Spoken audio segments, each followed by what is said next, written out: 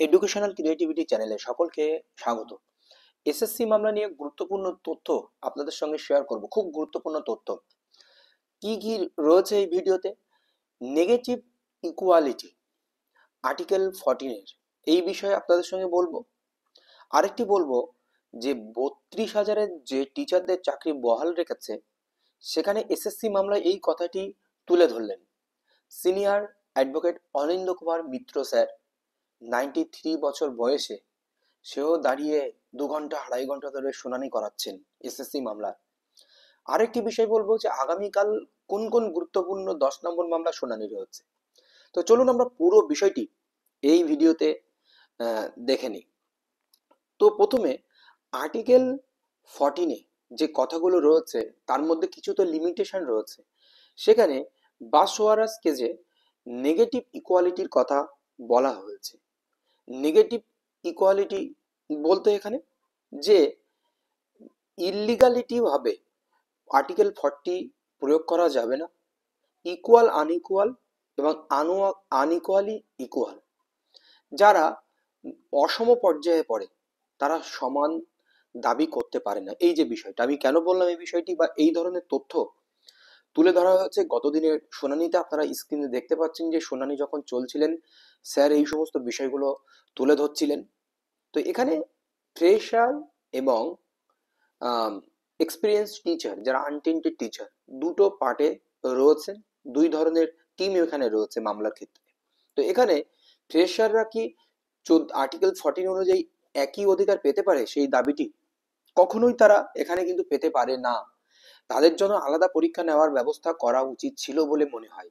কারণ তাদের জন্য যদি আলাদা পরীক্ষা না হতো তাহলে কিন্তু এই সমস্যাটাও হতো না। কারণ এই যে যারা টিচার রয়েছে তারা তো দীর্ঘদিন ধরে চাকরি করছেন। তারা কখনো ফ্রেশারের সমতুল্য হতে পারে? তারা অসম। এখানে তারা আলাদা পর্যায়ে পড়ে, কারণ তারা আলাদা পর্যায়ে পড়ে বলেই তারা সার্ভিস করতে করতেই তো পরীক্ষা দিচ্ছে। তারা 31 ডিসেম্বর তাদের চাকরির ভ্যালিডিটি রয়েছে। 31 ডিসেম্বর পর্যন্ত তারা চাকরি করবে, তারা বেতন পাচ্ছে, অনেকে তারা প্রিভিয়াস চাকরিতে ফিরে গেছে। আর ফ্রেশারদের তো ওই ট্যাগগুলো কিছুই নেই। তাহলে ফ্রেশার আর এক্সপিরিয়েন্স টিচার বা আনটেন্টেড টিচার এদেরকে তো একই পর্যায়ে ফেলে আর্টিকেল 14 দেখালে তো হবে না। এখানে তাই নেগেটিভ ইকুয়ালিটির কথা এখানে বলা হয়েছে খুব সুন্দর করে।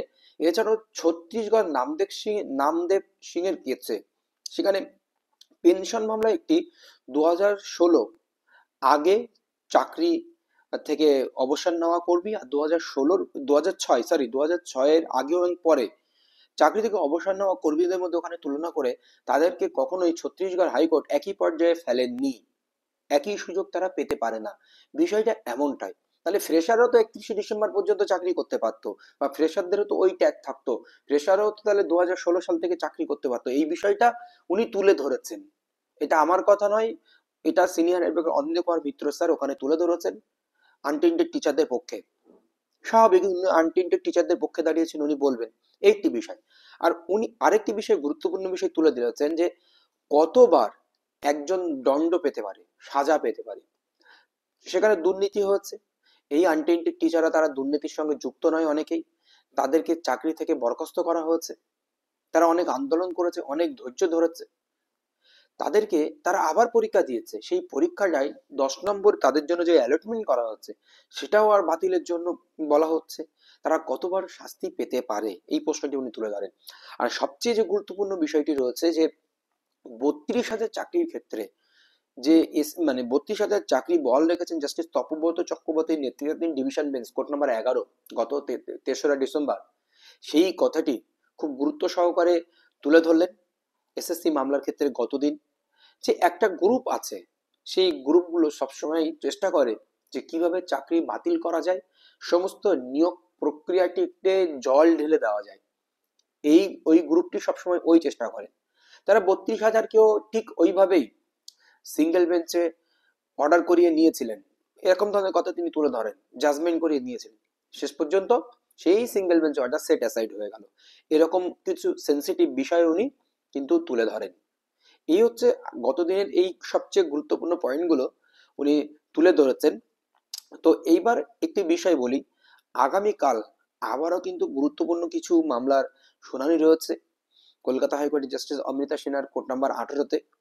সেটি প্রথম মামলা হচ্ছে মৌসুমী ঘোষ মামলা, প্রেয়ার টিচিং এক্সপিরিয়েন্স। এই মৌসুমী ঘোষ মামলায় গতদিন কিন্তু কমিশন এটাকে চ্যালেঞ্জ করেছিলেন সুপ্রিম কোর্টে, এটা ডিসমিস হয়েছে।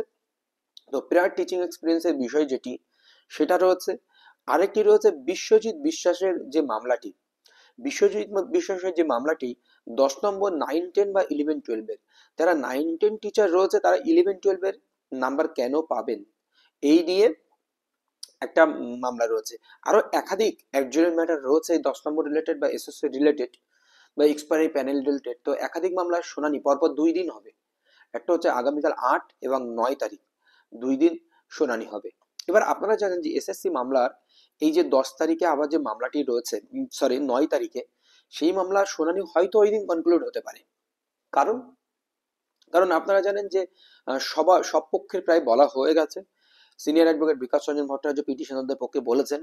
দেখেছেন আপনারা, doctor Menaka Guruswamy madam supreme court থেকে উনি অ্যাপিয়ার করেছিলেন, পরপর 2 দিন এসেছিলেন। প্রতীক দাস স্যার বলে নিয়েছেন, বা হয়তো প্রয়োজন থাকলে উনি আরো বলবেন। এবং সিনিয়র অ্যাডভোকেট অজিন্দ্য কুমার মিত্র স্যার বলেছেন। তো আগামী দিন মানে 9 তারিখ সুবীর চন্দ্র স্যার বা আরো কয়েকজন কাউন্সিল থাকবেন, ওনারা বলবেন, বলার পর মোটামুটি এই বিষয়টা নিয়ে একটা ফাইনাল জাজমেন্ট কিন্তু খুব তাড়াতাড়ি আসতে চলেছে। আর আপনারা জানেন ইতিমধ্যে যে সম্পূর্ণ পরীক্ষার নির্ভর করছে এই মামলাগুলির উপর, খুব এটা প্যাথেটিক জিনিস। তো চেষ্টা করতে হবে সবাইকে যেন তারা 2016 চাকরিতে ফিরে যেতে পারে যে কোনো প্রক্রিয়ায়। আর যে শূন্য পদগুলো থাকবে অবশ্যই ফ্রেশারদের নিয়ে তারা এসএসসি নিয়োগ করুক, এরকম একটি বিষয়। এই হচ্ছে আপডেট। আগামীকাল অবশ্যই লাইভ শেয়ার করা হবে, বা কি কি আপডেট হলো আপনাদের পুঙ্খানুপুঙ্খানুভাবে জানানো হবে। ধন্যবাদ, সঙ্গে থাকবেন।